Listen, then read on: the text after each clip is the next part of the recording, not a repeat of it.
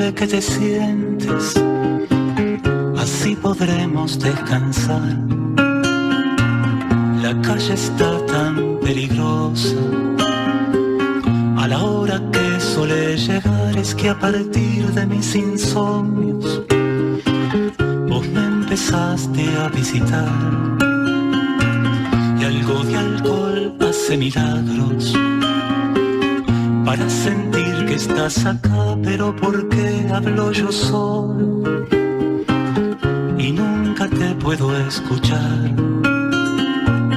Si en este mundo todos tienen alguna historia que contar, es que me olvido que tú vienes desde otra muerte a visitar, que siempre cuidas a tus vivos como cuidamos de vos, pero no es llevándote unas flores, si no sabría a qué lugar. A veces te cuido en carteles y hoy te quiero cobijar. La calle está tan peligrosa a la hora que suele llegar. Pasan 15 minutos de las 2 de la tarde, estamos escuchando esta canción de Rubén Olivera que nos lleva, ¿no?, un poco a estas horas que estamos viviendo en la previa de la marcha del silencio, que será este miércoles 20 de mayo. Y estamos ya recibiendo a Carlos de Masi para hacer un repaso de esta historia reciente de nuestro país, tan actualizada también, tan necesaria para la memoria, para la reivindicación de la verdad y la justicia. Y hoy en el comienzo del programa recordábamos que hoy 18 de mayo se cumplen exactamente 50 años de aquel día de madrugada en el que un grupo armado secuestra de su domicilio al diputado del Partido Nacional, Héctor Gutiérrez Ruiz. Pocas horas después, otro comando irrumpe en el hotel donde se alojaba el senador del Frente Amplio, Selmar Michelini, y se lo lleva, ¿no? De alguna manera, este hecho entonces nos lleva a hablar de lo que hoy, Carlos, tú planteabas, ¿no? Estamos hablando de estos 50 años de estos crímenes, pero también de alguna manera de un crimen que marca muy claro una coordinación que ya se estaba realizando y que tenía que ver con el sistema del Plan Cóndor. Sí, toda una situación que todavía nos cuesta trabajo entender. Es decir, no en cuanto a la comprensión del mecanismo, sino cómo funcionaban esas cabezas. Es decir, Claro. qué es lo que imaginaban que estaban haciendo, qué es lo que pensaban que estaban haciendo. Como tú decías, el Plan Cóndor, digamos, es una coordinación represiva institucionalizada que se crea allí en noviembre del 75. Tenemos la impresión de que en la conferencia de ejércitos americanos que se hizo acá en Montevideo en octubre de ese año, donde vinieron todos los jefes y etcétera, que allí se puso más o menos en línea el asunto y que se acordó que, bueno, que iba a hacerse una reunión especial para coordinar esto, bueno, que se hizo allí en noviembre. Y de ahí surge, digamos, el Plan Cóndor como institucionalización, pero en realidad la coordinación represiva venía de antes. Es decir, uno piensa los fusilados de Soca, por ejemplo, son de diciembre del 74. Es decir, claro, ya había denuncias y, bueno, ahora se sabe, evidencias de que refugiados políticos brasileños eran secuestrados aquí y llevados clandestinamente a Brasil desde el año 69. Es decir, hay todo un sistema, digamos, de coordinación de hecho que se hacía ilegalmente y que el operativo Cóndor pone a cubierto del poder del Estado, bajo la protección del poder del Estado. Es decir, podían disponer de la tolerancia y del apoyo de todo el aparato estatal para hacer todas estas operaciones clandestinas. Y eso es lo que le da, digamos, esa dimensión tan particular. Claro, y para ello además se instalan militares uruguayos en Argentina, hay un tránsito permanente, ¿no? Hay un movimiento, y eso hay documentación clara sobre eso. La presencia de uruguayos en Argentina ya venía de antes, pero ahora, digamos, ya no tiene que andar escondidos. Es decir, encontrás los viajes en vuelos de línea, por ejemplo, que trasladan secuestrados de Buenos Aires a Montevideo en el vuelo de línea. Es decir, ahí tenés que tener mucha tolerancia de todo el sistema de control de aduanas y de migración para que pueda ocurrir eso. Ese tipo de cosas, digamos, es una una evidencia de cómo estaba ya aceitado todo el mecanismo. Prácticamente no hubo que inventar nada, todo estaba ya funcionando. Simplemente había que crearle un mecanismo, digamos, en lo que se creó efectivamente, es decir, un archivo donde se guardara toda la documentación, un sistema de coordinación, una coordinación general y un sistema de comunicaciones, digamos, que estableciera, bueno, qué cosas estaban dentro del Plan Cóndor y había que mirar para otro lado cuando ocurriera, ¿no? Claro. Entonces, ese tipo de cosas es lo que se pone en funcionamiento. Y justamente, fíjate que por la dinámica de los golpes de Estado en la región, Buenos Aires vino a ser el refugio final de muchos de los perseguidos políticos que se habían venido de Brasil, ponele al Uruguay, o de Paraguay a Uruguay. Cuando el golpe de Estado en Uruguay se van para Chile, cuando el golpe de Estado en Chile se van para Buenos Aires, y bueno, y después de Buenos Aires ya no tuvieron más escapatoria. Entonces, buena parte de las primeras víctimas del Plan Cóndor son allí en Buenos Aires, entre ellos los dos legisladores uruguayos, la pareja de ex Tupamaros, bueno, y Benjamín Liberov, que no está aparentemente... Manuel Liberov. Manuel, perdón, siempre digo Benjamín. Perdón, Benjamín, que capaz que nos está escuchando. Sí, no, pero Manuel Liberov, que tal vez, digamos, no estaba en esta dinámica de secuestros, pero sí en la dinámica del Plan Cóndor, es decir, quedó atrapado tal vez por otra línea, pero también fue secuestrado y no tenemos más noticias. Claro, desde entonces. Continúa desaparecido. Entonces, estos asesinatos del año 76 fueron asesinatos que fueron bien coordinados. Sí, a ver, fueron muy planeados y además, digamos, se da la impresión de que eligieron con mucho cuidado a quién y cuándo. Fíjate que el 20 de mayo es el cumpleaños de Michelini. Increíble. Fue secuestrado 2 días antes de su cumpleaños, fue asesinado el día que cumplía 52 años. Es decir, se trataba del presidente de la Cámara de Diputados, no de un legislador cualquiera, el presidente de la Cámara de Diputados, que además había tenido una actuación incluso como presidente, con la neutralidad que la presidencia te obliga a tener, pero había tenido un compromiso muy fuerte contra la política de represiva que estaba llevándose adelante desde la época de Pacheco Areco. Claro. Por otro lado, Michelini era, digamos, el portavoz de los derechos humanos en el Senado.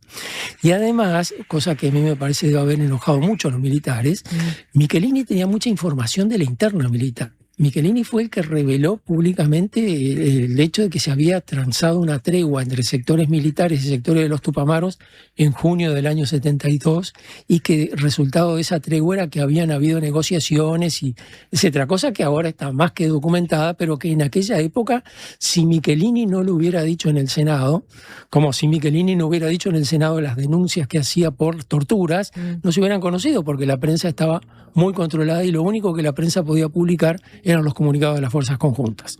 Por supuesto, los comunicados de las fuerzas conjuntas siempre eran muy triunfalistas, no hablaban de lo importante, sino de lo bien que les iba en sus operativos, claro, etcétera, etcétera.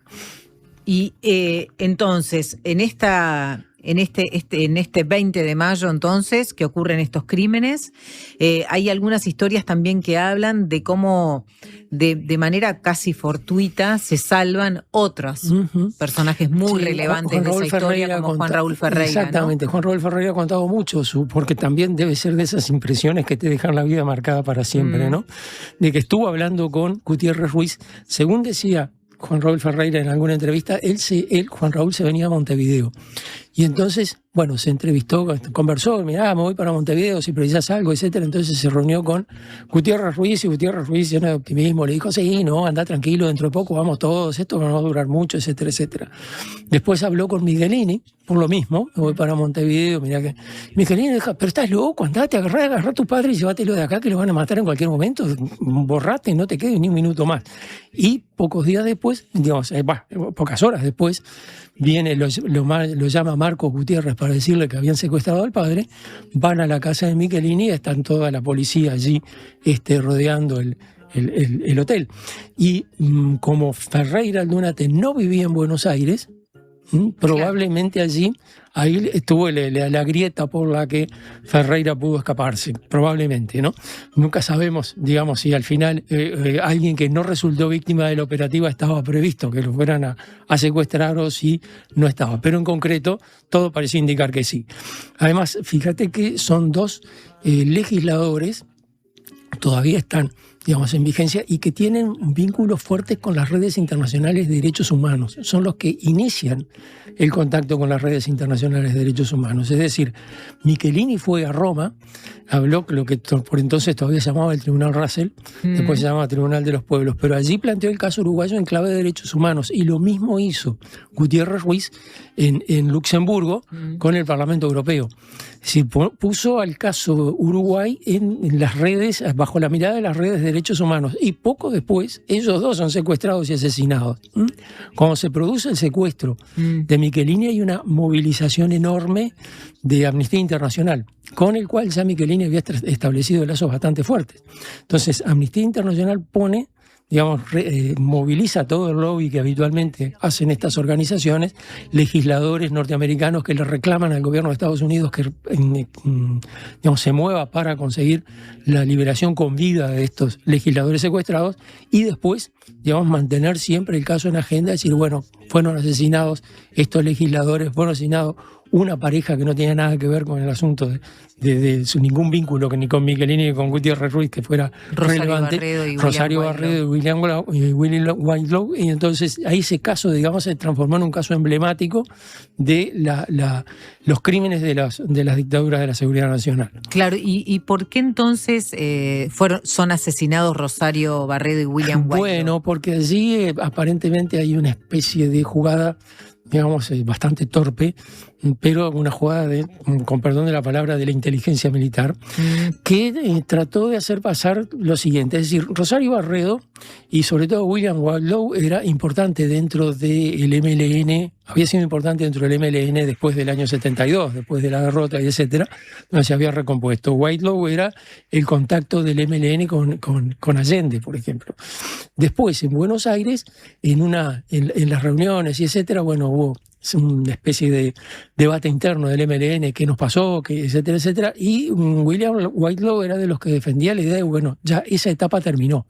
La etapa de la lucha armada terminó, perdimos, tenemos que hacer otra cosa, y la idea que tenía Whitelaw era, bueno, formar un gran frente político de toda la oposición. Incluso él se separa y funda un sector que le llama Nuevo Tiempo. Es decir, bueno, aquella etapa terminó, y proponía la formación de lo que le llamaban Unión Artiguista de Liberación, es decir, la unión de todos, el exilio uruguayo contra la dictadura. Y estaba, bueno, Erro, Ferreira, Michelini, Gutiérrez Ruiz, etcétera, etcétera. Entonces, en esa movida, digamos, el secuestro que había sido unos días antes, secuestro de Rosario Barredo y Whitelaw, y su asesinato junto con Michelini y Gutiérrez Ruiz, quedaba como que era una especie de venganza de los Tupamaros, de un sector, de un grupito que se había escindido y que estaba haciendo una política propia. Incluso tiraron unos volantes. Esa fue la versión oficial. Claro. Digamos, Sí. Después acá, cuando se produce, digamos, el anuncio de los asesinatos, hay un comunicado de las Fuerzas Conjuntas donde le informa a la población que en realidad Gutiérrez Ruiz no era blanco, sino que era un tupamaro infiltrado dentro del Partido Nacional, etcétera, etcétera. O sea, como diciendo, miren que los que matamos son unos tupamaros peligrosísimos. Y después, ya en el año 84, cuando ya venía la transición y etcétera, se hizo público que allí el 26-27 de junio de 1973, la justicia militar había enviado al Parlamento un expediente reclamando el desafuero de Gutiérrez Ruiz. Es decir, estaba ya en la mira desde antes del golpe de Estado. Claro. O sea que, bueno, sí, hubo todo un tejido de una versión para de alguna manera sostener estos asesinatos y generar una opinión pública de alguna manera favorable, entre comillas, pero pero fue muy, muy impactante. Es decir, fíjate que no podés mirar en la prensa más que los comunicados oficiales. La prensa solo decía, sí, la gran noticia, fueron asesinados Michelini y Gutiérrez Ruiz. Eso sí, esa noticia no la van a ocultar, pero desapareció a los 2 días. Claro. No hubo más que eso. Pero sí, a la gente le impactó. Es decir, aquellos que tenían siquiera una referencia lejana de quién era Michelini, de quién era Gutiérrez Ruiz, alguien que diga, sí, no, fuimos a hablar con tuve trato personal con... Sabían que eran personas muy accesibles, muy sensibles y además muy políticos en el buen sentido, es decir, que prestaban atención a los problemas, que buscaban soluciones, que se movían para ese tipo de cosas. Era muy difícil que alguien tuviera algo en contra de Michelini o de Gutiérrez Ruiz. El hecho de que fueran asesinados, digamos, marcaba también como una especie de señal, decir, bueno, si a estos les pasó lo que les pasó, cuídense ustedes. Sí, de hecho, ¿no? Después de estos crímenes, muchas otras cosas sucedieron y también formaron parte de la necesidad de muchas personas que estaban clandestinas de intentar salir del país. Sí. Pienso, por ejemplo, en todos los militantes del PVP, que estaban algunos en Buenos Aires, otros en Montevideo. El caso de Elena Quinteros es posterior a estos crímenes. Pero eso es pocas semanas después. Es pocas semanas después y también de alguna manera responde a esa gran masacre terrible, ¿no? De estos meses que fueron de los peores en términos de los crímenes. Como tenían casi toda la gente en Buenos Aires, digamos, la policía argentina allí, la Policía Federal fue fundamental en ese primer momento del Cóndor, que prácticamente era la que operaba, tenía bajo su mirada, bajo su vigilancia a todos los exiliados y bueno, era cuestión de ir decime a cuál hay que ir a buscar. Ahora, claro. Ahí está, a quién le toca y vamos. Es decir, allí había gente del ejército uruguayo, bueno, Trócoli estuvo ahí, pero también Gabazo y etcétera. Gente que, bueno, digamos, estaban como de visita, pero se sentían como en su casa. Es decir, eran agentes de un ejército extranjero, pero allí, digamos, la extranjería no contaba. No contaba, claro. Y de hecho, bueno, lo que se sabe es que Michelini, Gutiérrez Ruiz, Barredo, Whitelaw estuvieron, ¿no? Por el Centro Clandestino de Detención Automotores Orletti, también Manuel Liberov, de acuerdo a lo que se ha podido reconstruir históricamente, lo que ha surgido también de los propios juicios del Plan Cóndor que son muy relevantes, ¿no? Ha habido varias etapas de juicios históricos a las cúpulas políticas de la dictadura. Ellos estuvieron en Orletti, donde también estuvieron estos represores y torturadores uruguayos, ¿no? Sí, allí, incluso cuando se restableció la democracia, se hizo una investigación, se creó una comisión investigadora en la Cámara de Diputados sobre los asesinatos de Michelini y Gutiérrez Ruiz, y bueno, algunos nombres asomaron y algunas cosas se supo, ¿viste? Pero allí hubo una filtración de información y hubo algunas movidas de las fuerzas represivas que de hecho todavía estaban funcionando allí en el año 85 y bueno, se frenó todo y se archivó toda la investigación, pero digamos, algunas cosas asomaban allí. Claro, estoy repasando un poco de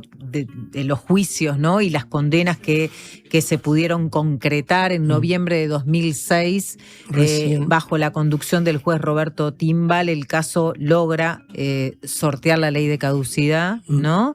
Y esto permite procesar al dictador Juan María Bordaberry y al canciller Juan Carlos Blanco como coautores de homicidio muy especialmente agravado por el asesinato de estos 4 uruguayos. O sea que aquí hubo, digamos, información relevante sobre la participación directa de Bordaberry y de Juan Carlos Blanco. Claro, además eso era una cosa que quedaba bastante a la vista en el momento. Es decir, Juan Carlos Blanco fue a Buenos Aires a principios de mayo de 1976. Michelini supo eso y se sintió, digamos, que él era el objetivo, que tal vez no imaginó que se lo iban a asesinar, pero sí que lo secuestrarían y lo trasladarían clandestinamente al Uruguay. Eso lo sospechaba, incluso lo escribió en una carta a un periodista del diario donde él trabajaba. Ahora, por otro lado, fíjate qué cosa que notable, Michelini le escribe en esos días a Quijano una carta. Quijano está en México, Quijano el director de marcha. Carlos Quijano. Exactamente. Y le cuenta que se encontró con Beck Villegas, que Beck Villegas lo vino a buscar para conversar y que bueno, lo que se estaba conversando en el Uruguay en ese momento, fíjate que en 1976, en noviembre, tenía que haber elecciones, bueno, ¿para dónde iba a salir el régimen? Y que había un sector de militares que, digamos, tenía carácter, entre comillas, aperturista y que estaba buscando la forma de acordar con algunos dirigentes políticos pesados, bueno, una transición, digamos, hacer una especie como de, le gustaba decir a Beck Villegas, un Valdomir, un Tajes, que sea la transición entre la dictadura y la normalidad, y que entonces por ese lado buscar, digamos, apoyo con los políticos. Había hablado con Michelini le contaba toda esta cosa, se la cuenta Quijano, andaba buscando también hablar con Ferreira Aldunate.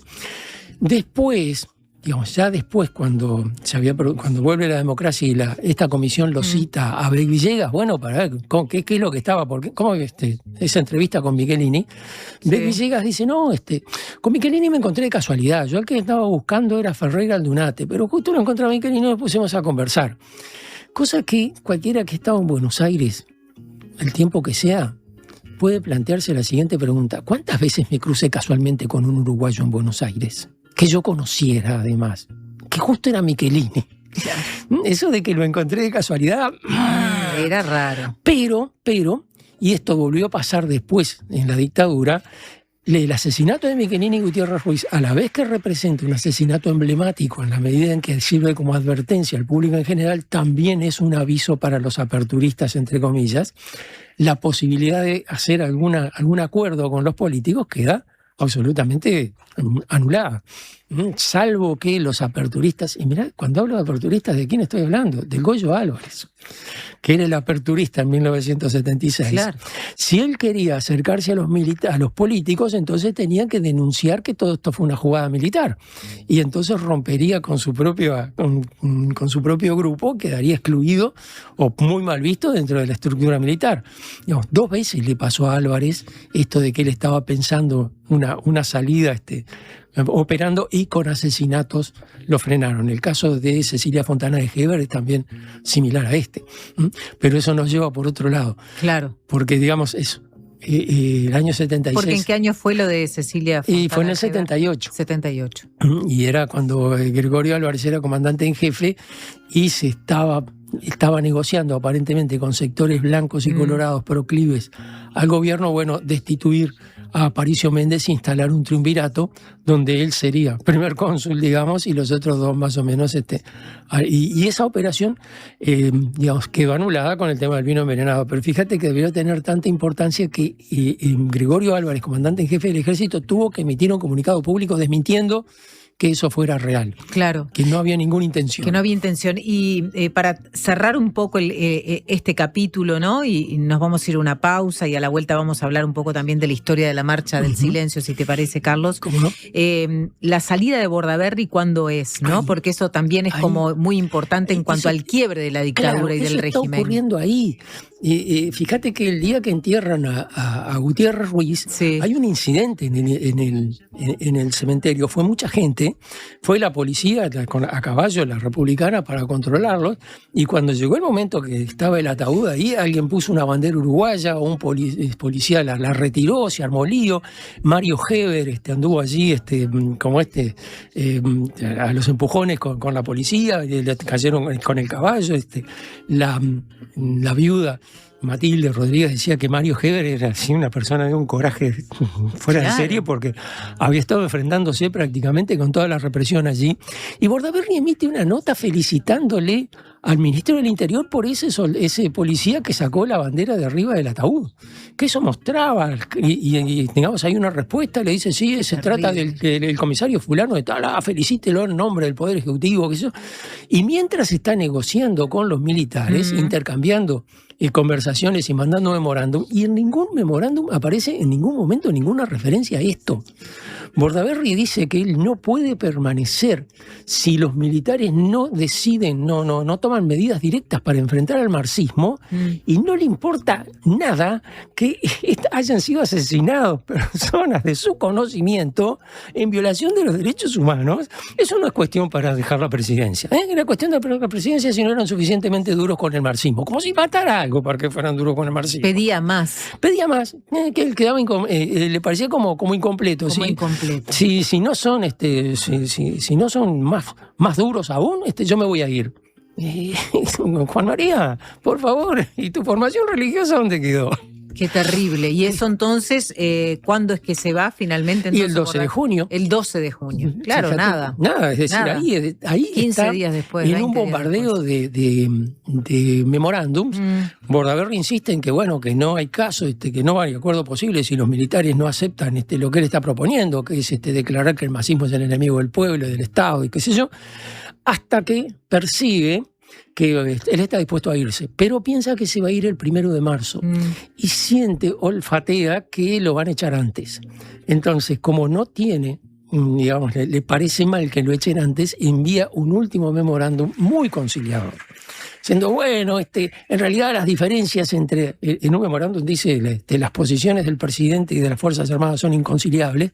En este otro memorándum dice, bueno, las diferencias son de detalle, son solo, digamos, en la manera de decirlos, donde el presidente dice tal cosa y las Fuerzas Armadas dicen tal otra, es lo mismo, ¿viste? Diciendo, miren, no se lo tomen tan a pecho. Claro. De cualquier manera, un sábado a las 5 de la tarde, 12 de junio de 1976, yo estaba dando clase en el Liceo 18, salgo a la sala de profesores y me dice, tenemos presidente nuevo. Es decir, en ese momento en el cual muchos están en el fútbol, otros están esperando, preparándose que tienen fiesta esa noche, salida, lo que sea. Bueno, ahí aprovecharon para destituir a Bordaberry.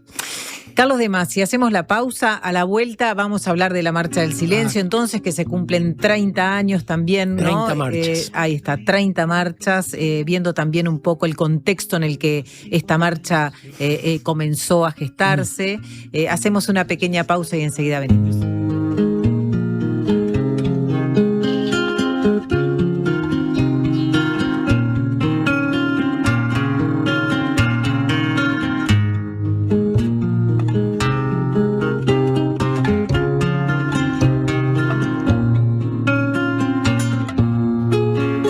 Como ustedes saben, este miércoles 20 de mayo a las 19 horas será nuevamente esta convocatoria allí en la esquina de las calles Rivera y Jackson para una nueva Marcha del Silencio que finalizará, como lo hace 30 años, en la Plaza Libertad. La consigna de este año es: contra la impunidad de ayer y hoy exigimos respuestas. Esta marcha tiene una historia, Carlos. Sí, la memoria tiene historia. Es una cosa interesante porque fíjate que cuando termina la dictadura, cuando asume Sanguinetti, hay una fortísima movilización social, bueno, reclamando, ponían las cosas en claro, qué pasó durante la dictadura. Y hay, digamos, un enfriamiento de parte del gobierno hasta que se llega a la ley de caducidad. Cuando se aprueba la ley de caducidad, un poco como que la sociedad consideró, y así lo decían sus portavoces también, que el tema estaba resuelto, que ya se había terminado.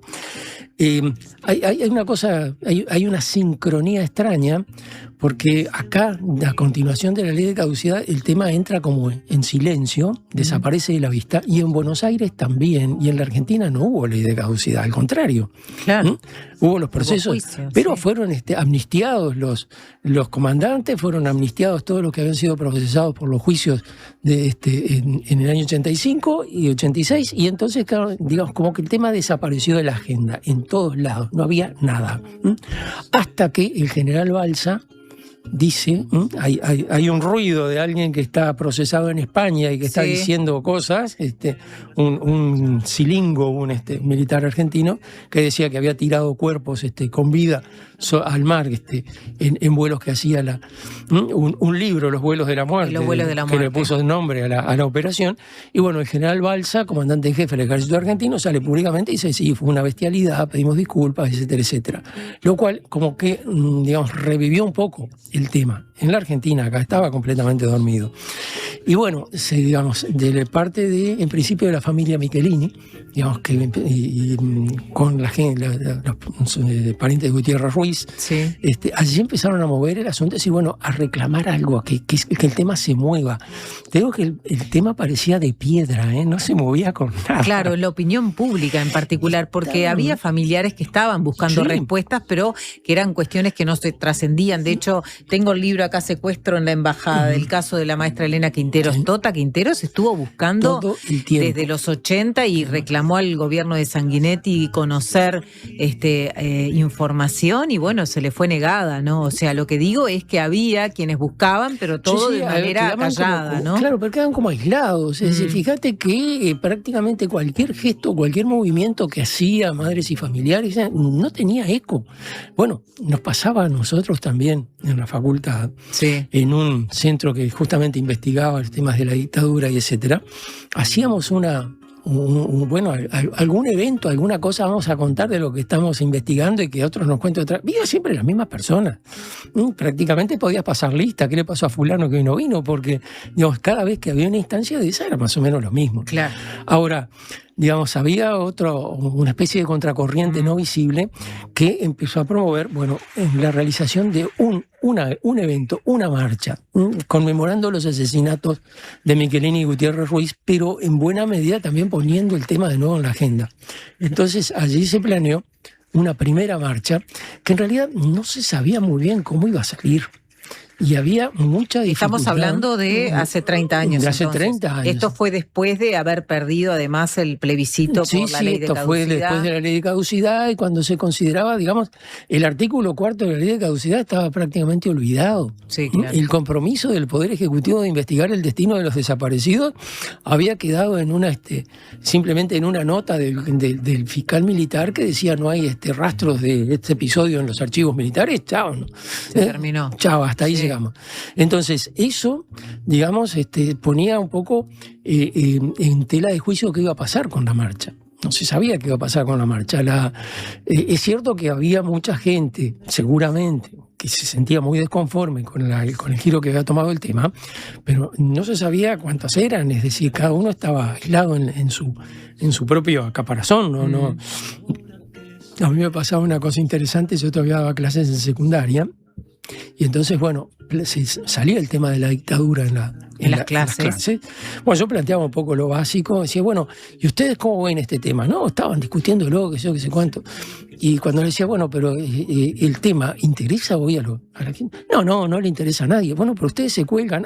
Pero nosotros, es decir, cada grupo consideraba que era el único grupo que se ocupaba de este tema y que a nadie más le interesaba. Bueno, la marcha tuvo la virtud de reunir a todos, convocar a toda esa gente y decir, vamos a hacer simplemente un movimiento, una marcha reclamando verdad y justicia. La de la justicia hubo que tacharlo porque la ley de caducidad estaba vigente. Verdad y memoria. Claro. Es decir, que se sepa, que se conozca la verdad. Esa primera marcha salió extraordinariamente bien. Es decir, la convocatoria que logró reunir superó las previsiones. Y entonces allí quedó la idea de, decir, esto no resuelve el problema, vamos a hacer algo que tenga continuidad. Entonces se estableció que, seguir haciéndola, Madres y Familiares se ocuparía, como había hecho mucha movida en esta primera marcha del 96, que se ocuparía de organizar las otras, pero la dejaron el 20 de mayo. Claro. El 20 de mayo no es una fecha que tenga que ver ni con los desaparecidos, ni con ningún elemento particular, sino con los asesinatos de ese día. Pero fue el empeño de la familia Michelini la que puso de nuevo el tema en la agenda. Y fíjate que después de la primera marcha, Rafael Michelini era diputado, propuso que se instalara una comisión de la verdad, que por lo menos que dijera, que investigara y que dijera qué era lo que había pasado.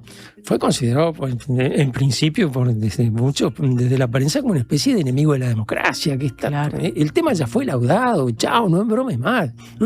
Incluso dentro del Frente Amplio había debates, decir, ¿tenemos que volver con este tema o el tema ya está definitivamente resuelto? Había gente que consideraba que el tema estaba definitivamente resuelto, no había que volver a eso. Claro, y hubo que esperar al 2000 con el gobierno de Jorge Valle y la instalación de la Comisión para la Paz, y que fue como un hito, digamos, de lo que vino después. Claro, la Comisión para la Paz, digamos, el sistema político desde el final de la dictadura tiene la idea de ponerle punto final al tema.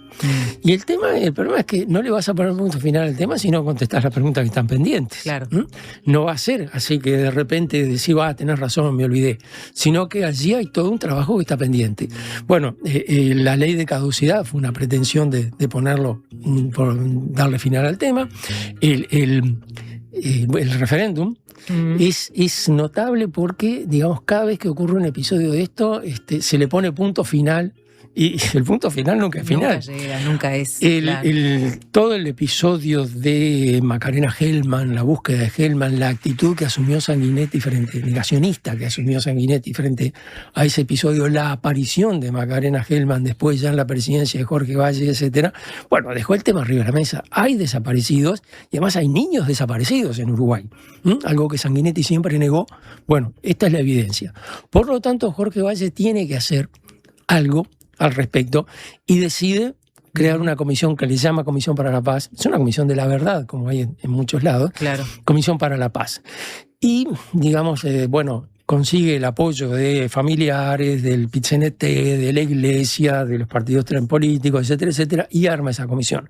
Ahora, esa comisión tiene objetivos muy restringidos, posibilidades muy restringidas. Uno no puede revisar los archivos, no puede interrogar a los militares, no puede hacer nada. Salvo, digamos, hablar con las víctimas, y etcétera. Pero, como se trata de una comisión oficial, tiene la virtud de que lo que diga es palabra oficial. Y esa comisión llega a varias conclusiones que, digamos, si uno las mira en perspectiva parece muy poca cosa, pero si uno las mira en aquel momento era muy importante. Primero, el Estado reconocía la responsabilidad del Estado en la desaparición de personas. Eso no es poca cosa. Reconocía además que aquellas personas, los familiares de esas personas tenían derecho a saber lo que había pasado. Claro. Además, que había, digamos, la necesidad de que esas violaciones cometidas por el Estado fueran de alguna forma, tuvieran alguna forma de reparación para los familiares, es decir, bueno, una reparación simbólica y una reparación monetaria. Y que este tema debía ser objeto de la enseñanza en todos los niveles de la enseñanza. Esa es la parte que me involucró. Claro. Bueno, Carlos, sobre esa parte vamos a hablar en algún momento. Tenemos que ir como cerrando ahora. También, obviamente, en el 2005 después viene el ingreso a los cuarteles militares, sí, ¿no? Con el gobierno de Tabaré Vázquez, el hallazgo de los primeros cuerpos, luego esta posibilidad a partir de la reglamentación de la ley de caducidad, de poder investigar y bueno, y lo que ya más o menos conocemos hoy. Pero para cerrar en estos 2 minutos que nos quedan, la vigencia de la marcha hoy, Carlos, 30 años después, ¿no? Y esta imagen también multitudinaria que se repite en Montevideo, más allá de las decenas de movilizaciones que también hay en todo el territorio nacional. Sí, a ver, y además es una cosa, uno mira, hay un libro que se publicó el año pasado, los fotógrafos publicaron un libro con fotos de la marcha, y uno ve que se adensa cada vez más la marcha a medida que uno va avanzando en las fotos. Bueno, siguen teniendo la misma vigencia, es decir, las mismas preguntas siguen sin respuesta. Eso por un lado. Es decir, en algún momento lo que es memoria, verdad y justicia, uno espera el momento en el cual desaparezcan los dos últimos términos, ¿no? Que la verdad se conozca, la justicia se haya hecho. Eso sigue como un tema pendiente. Pero además también sirve como recordatorio, es decir, los asesinatos de Miquelini y Gutiérrez Ruiz, 2 personas que no habían agarrado una escopeta en su vida, no tenían nada que ver con la subversión ni nada con eso, no habían sido militantes activos de ninguna organización armada.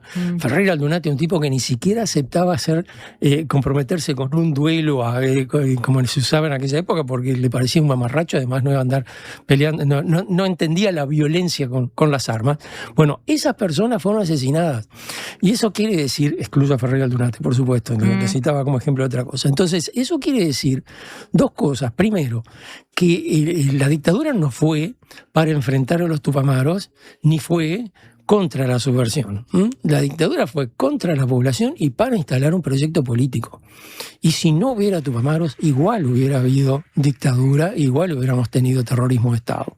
El punto es, el terrorismo de Estado es un abuso por su sola existencia. Es algo que no puede haber ocurrido, ocurrió, pero no puede volver a ocurrir nunca más. Gracias, Carlos, por acompañarnos. Hoy hablamos un poquito más, más allá del tiempo que le dedicamos a la columna, porque, bueno, queríamos hacer como también un proceso, ¿no? Un proceso partiendo desde esos inicios del Plan Cóndor, de estos crímenes de mayo y de lo que significa hoy la Marcha del Silencio. Obviamente vamos a seguir conversando sobre esto a lo largo de la semana. Mañana hay una previa, además de la marcha, con una convocatoria también con participación de artistas, artistas. Esto cada vez tiene más vuelo, ¿no? Sí, porque está muy bien. hay muchísimos artistas y muchas expresiones también culturales que se suman a lo que es la memoria, ¿no? Exactamente, además, digamos, en las jóvenes generaciones también Sí. reaparece el compromiso, que es de lo que se Totalmente. trata fundamentalmente. Totalmente. Nos han llegado algunos mensajes, de alguna manera saludando, ¿no? Saludándote a ti en especial, porque dice que sos un profesor espectacular. Es el mejor profesor de historia, excelente programa en el relato el profesor De Masi. Mirá lo que te dicen. En el relato el profesor De Masi olvida que el PIT-CNT y organizaciones del FA, como el PVP, por ejemplo, nunca dejaron de reclamar desde antes de la primera marcha. Bueno, dijimos que hubo, sí. Bueno, hubo un aplacamiento y dijimos que empezó a resurgir después. Bueno, probablemente tenga razón, digamos, la persona que escribe, porque no se haya percibido así, como tal vez no lo expresé como pensaba. Digamos, pero esas cosas, digamos, es así, es bueno recordarlo. Es bueno recordarlo. Nos vamos a ir con Carta de una abuela a una nieta, ¿verdad? Esa es la canción de Larbanoa Carrero con la que nos vamos a despedir en la colmena de hoy. Y mañana prometemos, alguien que nos escribió, compartir la canción de Pa' entrar en calor que se llama Marcha.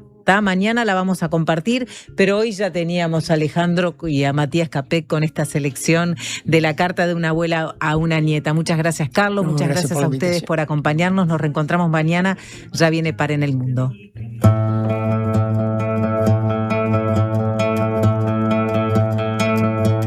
Querida nieta,